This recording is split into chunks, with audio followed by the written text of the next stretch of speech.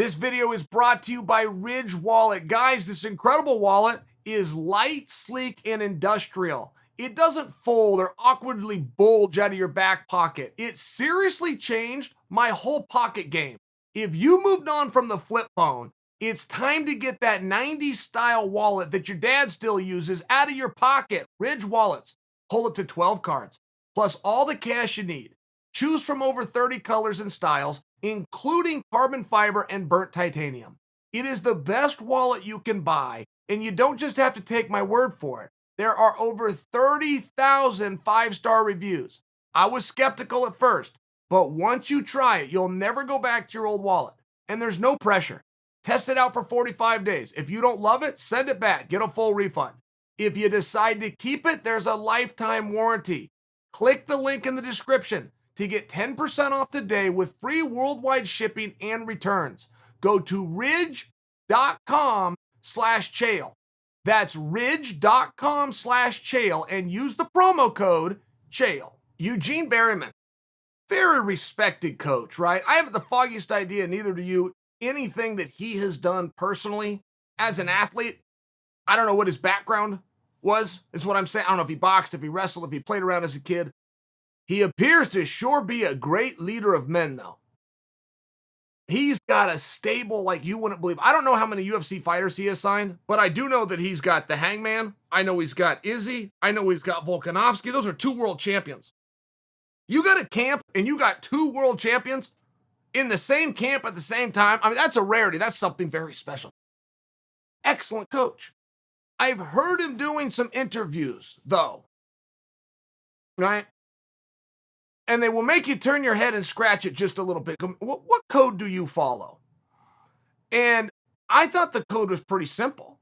It was the one I followed, but I thought it was the one the rest of them did too. If you want to step in there against a guy, say whatever you want.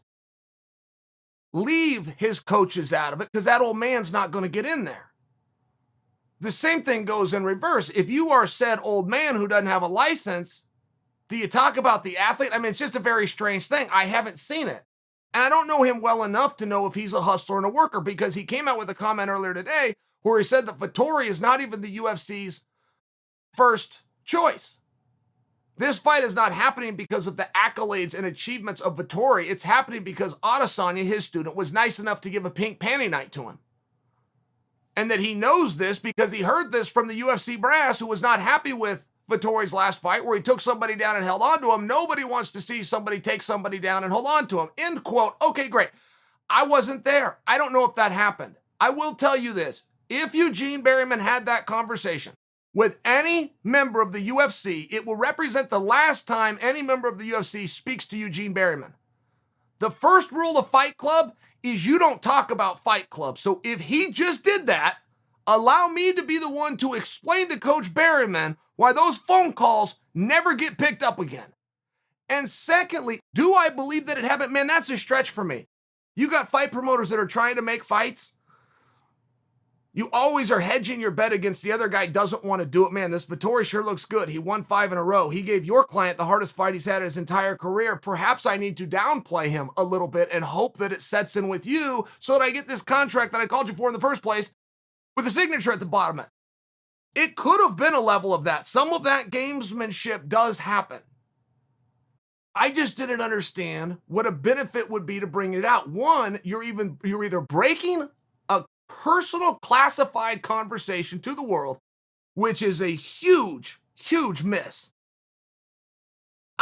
To explain to you the level of stupidity you would have to reveal a conversation you had with somebody on the second floor of the UFC and just drop it out publicly. Okay, let's just start with that. Secondly, if it didn't happen, but you're a worker, you're out here and you're trying to grab attention to a fight that in large part is getting sucked out of the room because Nate Diaz happens to be on the card. And the reporters aren't looking in your direction the way that they should when you got the only belt on the card. Instead, they're looking to the direction of Nate Diaz, and you're trying to pull some of that back. In that case, I'll stand back and I'll tell you, great job. I would just encourage you to make sure that you understand in your process of doing that, you just insulted one half of the community, which is the grappling community, which historically speaking is the more successful of the two classes. But in this case, you got a kickboxer who's got the belt around him. All right. But he didn't win his last fight. And he didn't win it because of grappling. What you just insulted. The art that you just said didn't work. Which, as much as you're trying to game and beg Vettori to not come do that because the UFC didn't like it, all Vettori knows is I did it and I went from a guy to a main event to a title challenger.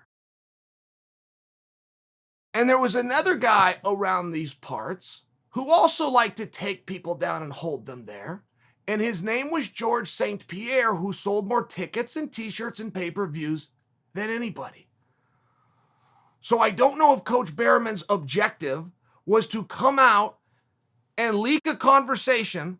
I hope to God he did not do that. But I also feel he didn't. I think he was trying to play a little bit of chess with Vettori. I think his message that he was hoping would be heard by Vettori is this isn't what people want to see. Why? Because it's the number one thing that his own client, Adesanya, is going to have to worry about. Do any of us believe that Adesanya's got to worry about the left and right hands of Marvin Vettori? A high kick or a low kick or a calf kick of Marvin Vettori? Do we believe that? We've seen them fight once. Is that what we saw? Or do we believe that the number one thing that Izzy's going to have to be concerned with is getting his hips taken, getting taken down, and then moreover, held there? Because we just saw Vettori successfully do that to somebody in a main event, and we just saw somebody else do that to Izzy in a main event. So I would trust that you have some gamesmanship here. I would be stunned if Vettori is a young and impressionable enough mind to have fallen for it. I believe that Vettori, who's already been there once, knows he needs to dance with the one that brought him, and it wasn't punches and kicks from the outside that earned him the main event spots or the top contendership spots or the rematch in this case. And sometimes when you're in a fight, you can talk about the X's and O's and you can talk the footwork and the bob and the weave and how good this side looks. Sometimes in a fist fight, you got to grab a guy and you got to throw him down. And there's been a lot of nuances come and go since they first set that cage up in 1993. One thing that has never gone is you grab a guy and you throw him down.